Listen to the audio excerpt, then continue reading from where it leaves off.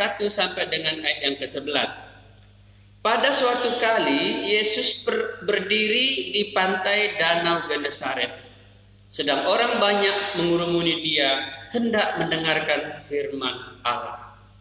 Jadi kisah ini dicatat bahwa Yesus suatu kali berdiri di pantai, namanya pantai Danau Genesaret. Ya. Jadi dalam situasi di mana di tepi pantai banyak orang, nah Yesus pergi ke sana.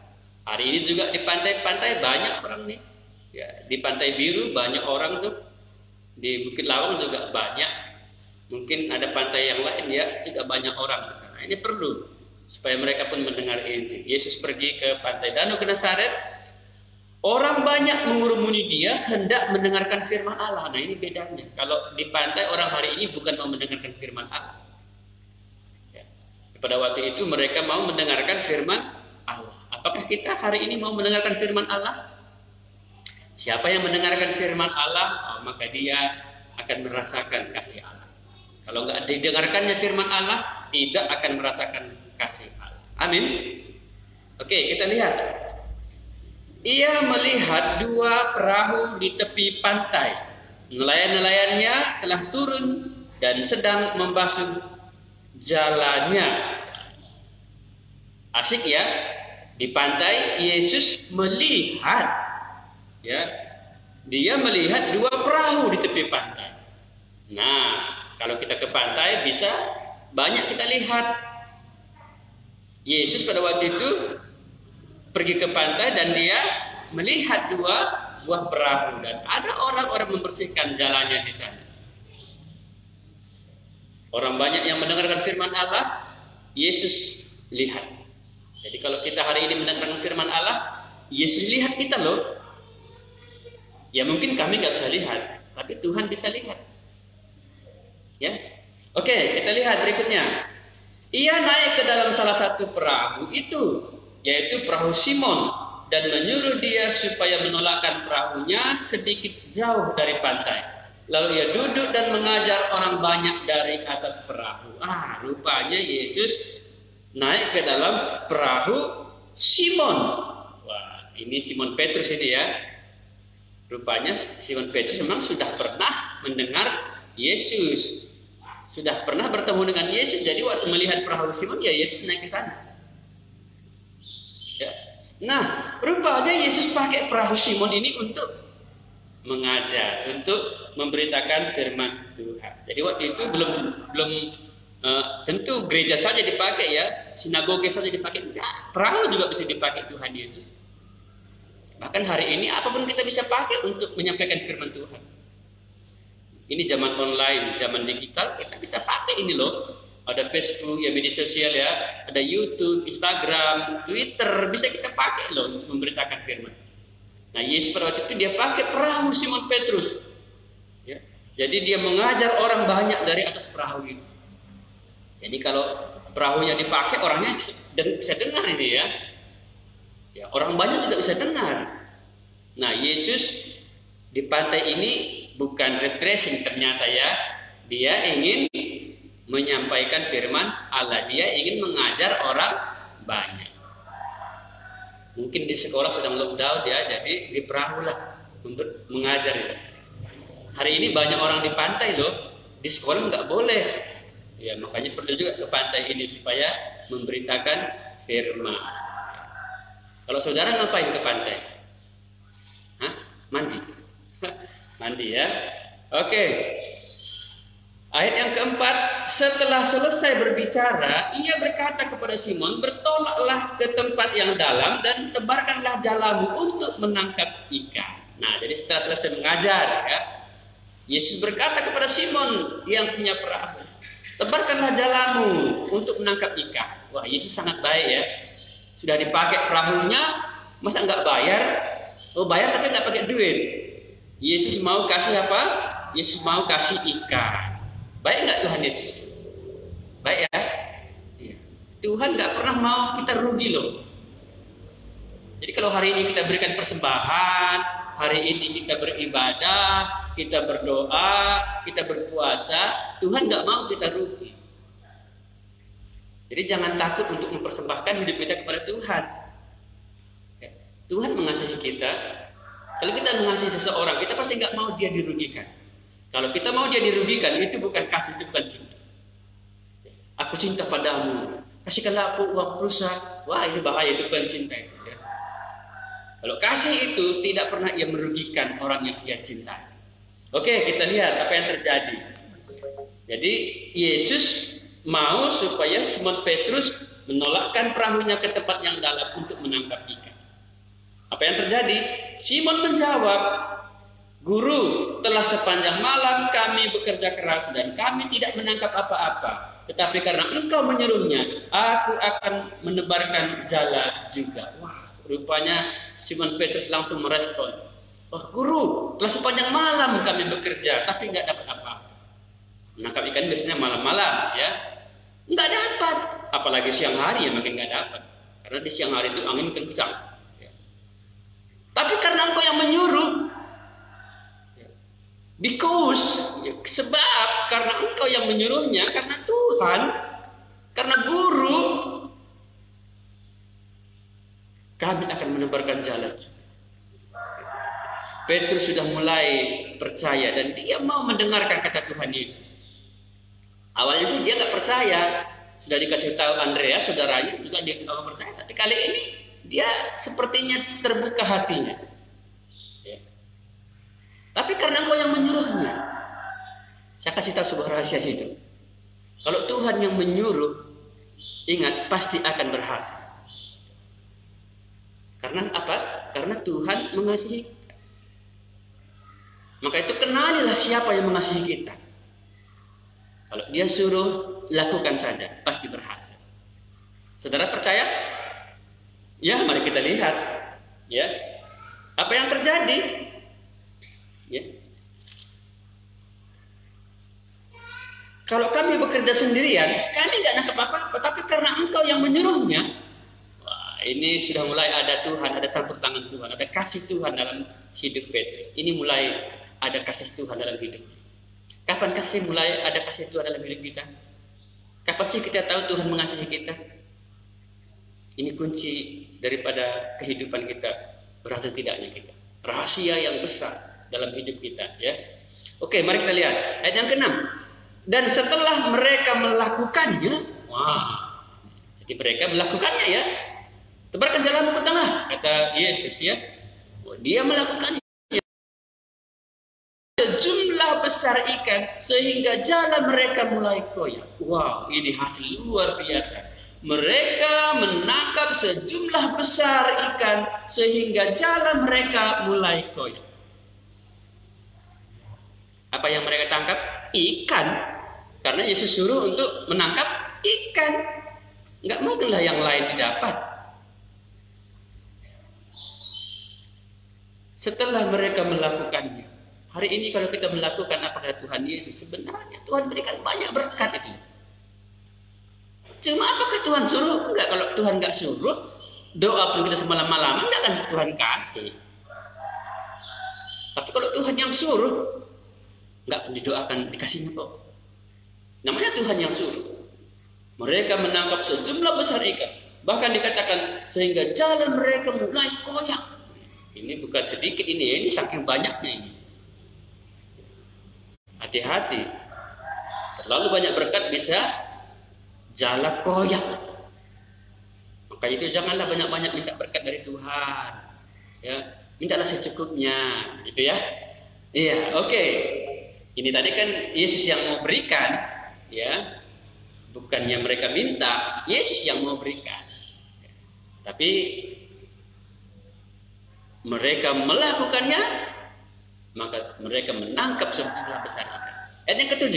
Lalu mereka memberi isyarat kepada teman-temannya di perahu yang lain supaya mereka datang membantunya, dan mereka itu datang. Lalu mereka bersama-sama mengisi kedua perahu itu dengan ikan hingga hampir tenggelam. Wah, luar biasa banyaknya ya. 2 perahu pun penuh, hampir tenggelam. Rupanya Petrus dia mau berbagi juga sama temannya. Sebab ia mendapat banyak ikan. Semalam-malaman nggak dapat apa-apa. Karena ini dapat banyak, dia mau berbagi. Ini betul-betul hidup Petrus sudah diubahkan Tuhan. Ya. Dia nggak mau nikmati sendiri berkat itu. Dia mau berbagi. Memang kalau Tuhan sudah mengasihi kita, baru kita bisa mengasihi orang. Sekali lagi, setelah Tuhan mengasihi kita, baru kita bisa mengasihi orang. Mengasihi orang lain. Jadi kalau kita belum mengalami kasih Allah, kasih Tuhan, sulit kita untuk mengasihi orang lain. Ya. Dan kalau kita diberkati, baru kita bisa menjadi berkat. Nah, sebab itu penting sekali kita untuk mengalami kasih Allah. Kita perlu sekali untuk mengalami kasih Allah, supaya kita bisa mengasihi orang lain. Tuhan memberikan banyak ikan kepada Petrus, Petrus berikan kepada teman. Ya, menurut ayat yang lain ini perahu Yohanes dan Yakobus. Wah, Tuhan Yesus memberikannya itu kepada Petrus, Petrus berikan kepada temannya. Wah, ini membuktikan Petrus sudah mulai kenal Tuhan. Dia sadar inilah kasih Allah itu kepadanya. Oke, mari kita lihat ayat 8. Ketika Simon Petrus melihat hal itu, ia pun tersungkur di depan Yesus dan berkata, Tuhan, pergilah daripada aku, karena aku ini seorang berdosa. Rupanya kasih Allah membuat Simon Petrus sadar diri. Hari ini banyak orang nggak sadar diri. Saya sedih kalau ada orang bertobat tapi dia nggak sadar diri. Itu berbahaya. Sebelum bertobat dia harus sadar diri. Sekali lagi ya, sebelum bertobat orang itu harus sadar diri. Siapakah dirinya? Petrus berkata kepada Tuhan Yesus ketika dia mengalami kasih Allah yang besar, dia dapat banyak ikan. Ia tersungkur di depan Yesus dan berkata, Tuhan, pergilah, aku ini orang berdosa. Aku ini seorang berdosa. Petrus dapat banyak berkat, dia bukan sombong, dia bukan bermegah diri, tapi dia sadar diri. Dia katakan, aku orang berdosa. Kalau kita hari ini dapat berkat, apa yang kita katakan? Ya, kita sering dapat berkat, apa yang kita katakan? Apa yang kita saksikan? Beda dengan Petrus. Petrus sadar, aku orang berdosa, tapi kok dikasihi Allah. Aku yang awalnya tidak mau dengar firman Tuhan, tapi dikasihi Allah. Aku yang awalnya berkata, kami telah bekerja sepanjang malam. Dia mengeraskan hati, memang dia keras hati. Petrus ya. Tapi akhirnya dia sadar dan dia mulai terbuka. Dan dia akui, aku ini orang berdosa. Apakah kita hari ini sadar diri kita? Kita orang berdosa. Tuhan, pergilah daripada aku. Secara manusiawi berkata begini, wah terima kasih Tuhan, terima kasih Engkau berikan aku berkat ikan banyak. Tapi Petrus tidak mengatakan demikian. Tuhan, pergilah daripada aku orang berdosa. Dia tersungkur. Kasih Allah membuat kita sadar dan bertobat. Sekali lagi, kasih Allah membuat kita sadar dan bertobat. Makanya hidup kita bisa diubahkan, bisa mengasihi orang lain. Di tengah COVID ini, kita bisa mengalami kasih Allah. Kita bisa sadar dan kita bisa bertobat. Bagaimana situasi kita hari ini, di hati kita, di pikiran kita, di jiwa kita. Perlu kita mengalami kasih Allah. Ya, kasih Allah kepada Petrus melalui ikan yang banyak itu membuat dia sadar diri. Aku orang berdosa, aku orang berdosa, aku orang berdosa. Ini dia sadar. Ini dia sadar. Jadi Tuhan menerangi hati Petrus melalui kasihnya ini. Akhirnya Petrus sadar. Dan nanti kita tahu ia bertobat. Bertobat itu berarti dia meninggalkan hidupnya yang lama, meninggalkan pekerjaannya ini dan dia ikut Tuhan. Ini bertobat. Dia meninggalkan perbuatan-perbuatannya yang lama yang tidak baik itu. Dan dia mengikut Tuhan. Tapi dia sudah sadar. Ya, tapi hari ini banyak juga orang sadar tapi nggak bertobat. Ya, banyak juga orang sadar tapi nggak bertobat. Mereka justru sadar dan bunuh diri. Ada juga ya, merasa diri hina, malang, tapi mereka tidak bertobat. Tapi tidak demikian dengan Simon Petrus. Mari kita lihat. Ayat yang ke-9. Sebab ia dan semua orang yang bersama-sama dengan dia takjub oleh karena banyaknya ikan yang mereka dapat. Wah, mereka takjub dapat banyak ikan. Mereka melihat ini betul-betul kasih Allah. Ini perbuatan Tuhan Yesus. Mereka takjub. Tapi Simon Petrus itu sadar. Aku orang berdosa. Ini pasti Tuhan. Engkau pasti Tuhan. Engkau pasti Allah. Engkau pasti pemilik semua ini. Saudara, Tuhan adalah pencipta alam semesta ini. Dia menciptakan terang, menciptakan cakrawala, menciptakan tumbuh-tumbuhan, binatang-binatang hewan, benda-benda angkasa, bahkan manusia pun dia ciptakan. Saya mau tanya, siapa yang ciptakan ikan? Tuhan kan? Tuhan Yesus itu loh.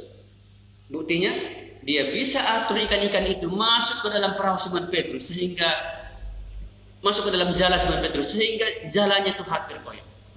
Kalau bukan karena Tuhan Yesus yang ngatur, nggak mungkin lah. Mengapa kok bisa ikannya banyak dapat? Orang Tuhan Yesus yang ngatur suruhnya ikan-ikan itu, masuk ke jalannya Simon, kata Tuhan Yesus. Masuk, gampang kok rasanya Tuhan Yesus untuk mengatur itu.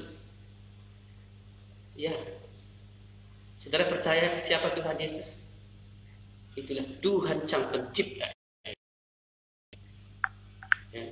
Kami dalam saat teduh kami beberapa hari yang lalu, pada waktu orang Israel memberontak kepada Tuhan, mereka berkata-kata kasar kepada Musa. Tuhan datangkan ular beludak itu. Saya berpikir, Tuhan datangkan ular-ular beludak untuk memagut, untuk menggigit orang Israel sehingga banyak di antara mereka yang mati. Tuhan bisa datangkan ular-ular itu. Padahal jarang loh ular dekat-dekat bersama-sama. Tapi kali ini Tuhan datangkan ular-ular yang memagut orang Israel supaya mereka sadar dan bertobat. Lalu mereka sadar dan mereka bertobat. Musa, tolonglah, kami telah berdosa. Mintalah kepada Tuhan supaya kami lepas daripada ular-ular ini. Lalu Musa berdoa dan Tuhan menjawab. Musa, buatlah ular tedung dari tembaga. Lalu naikkan di atas tiang supaya siapa yang memandangnya ia akan hidup. Wah, Tuhan bisa hentikan juga ular-ular tadi ya. Ini Tuhan buat ikan itu masuk ke dalam jala Simon Petrus. Mereka takjub. Hari ini orang yang sadar, orang yang sudah dikasihi Tuhan, orang sadar, orang bertobat, dia pasti akan takjub kepada Tuhan. Karena itu kita bersyukur memiliki Yesus itu Tuhan dalam hidup kita. Kita lihat ayat yang ke-10.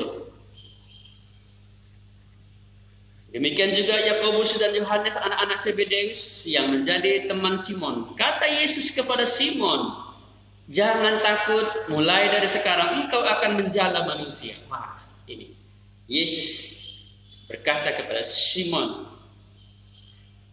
jangan takut.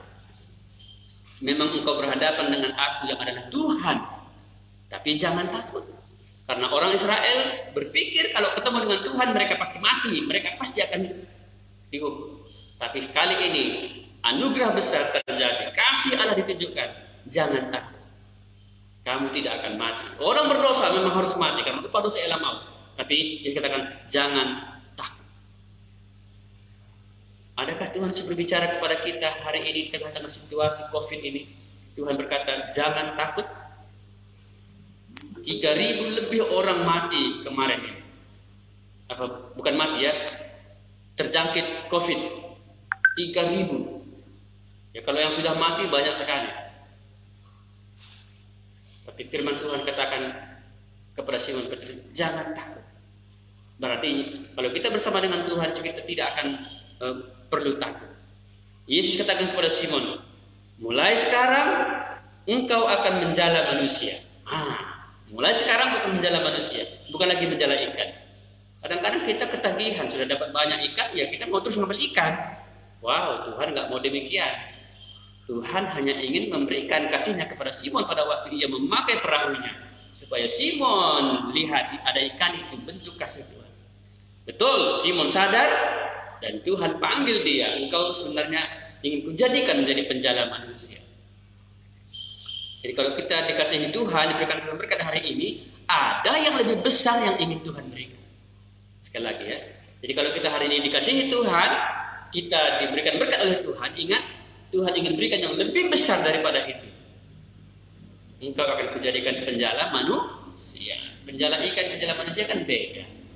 Penjala ikan yang hidup ditangkap, mati, digoreng, lalu dimakan. Nah, ini penjala ikan. Kalau penjala manusia nggak begitu. Manusia mati secara rohani, ditangkap, dihidupkan, lalu dipakai Tuhan untuk melayani Tuhan. Nah, itu maksud Tuhan. Jadi kualitasnya lebih besar ini penjala manusia. Makanya itu kalau ada orang yang menyelamatkan kita sangat bangga dan bersyukur sekali. Ya. Tuhan berkata kepada Simon Petrus, jangan takut, engkau tidak akan mati.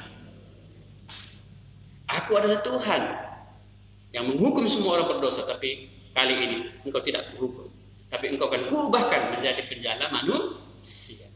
Nah, di sini nanti nampak bagaimana Simon Petrus. Apakah dia tetap penjala ikan atau ikut Tuhan Yesus? Dia tetap penjala ikan atau dia menjadi penjala manusia? Ayat 11. Dan sesudah mereka menghela perahu-perahunya ke darat, mereka pun meninggalkan segala sesuatu lalu mengikut Yesus. Nah, ini betul-betul Simon Petrus sudah bertobat. Dia meninggalkan segala sesuatu. Perahunya, jalannya ditinggalkan, teman-temannya ditinggalkan. Simon Petrus dan teman-temannya ini akhirnya mengikut Yesus. Ya, kita tahu nanti mereka lah sebagai murid-murid Yesus yang pertama. Simon Petrus, ada Andreas, ada Yohanes, juga ada Yakobus. Teman-teman yang lain mereka tinggalkan. Perahunya mereka tinggalkan. Ini menggambarkan Simon Petrus sudah sadar. Dia sudah dikasihi, dia sadar dan dia bertobat, dia meninggalkan itu, dia mengikut Tuhan Yesus. Hari ini kalau kita mengikut Yesus, kita katakan, itu berarti kita sudah mengalami kasihnya. Kita sudah sadar diri dan kita ikut Yesus. Dan kasih Tuhan terus mengalir dalam kehidupan kita. Saya percaya itu. Apakah saudara percaya? Kita ngasih situasi COVID ini pun Tuhan terus mengasihi kita. Terus mengasihi kita. Dan kalau Tuhan mengasihi kita dan memberkati kita, ingat, ada sesuatu yang lebih besar yang ingin Tuhan berikan kepada kita. Itulah tujuan hidup kita. Ikutlah Tuhan Yesus. Amin. Oke. Kiranya firman Tuhan ini memberkati kita semuanya. Mari kita berdoa. Terima kasih Tuhan, kami bersyukur untuk firman-Mu yang kami dengar hari ini. Tuhanlah memberkatinya bagi kami semuanya, supaya kami sungguh-sungguh mengalami kasih Allah, dan kami sadar diri dan bertobat. Kami diubahkan oleh Tuhan. Kami akan mengikut Tuhan sampai akhir hidup kami. Terima kasih Tuhan, dalam Kristus Yesus kami berdoa. Amin.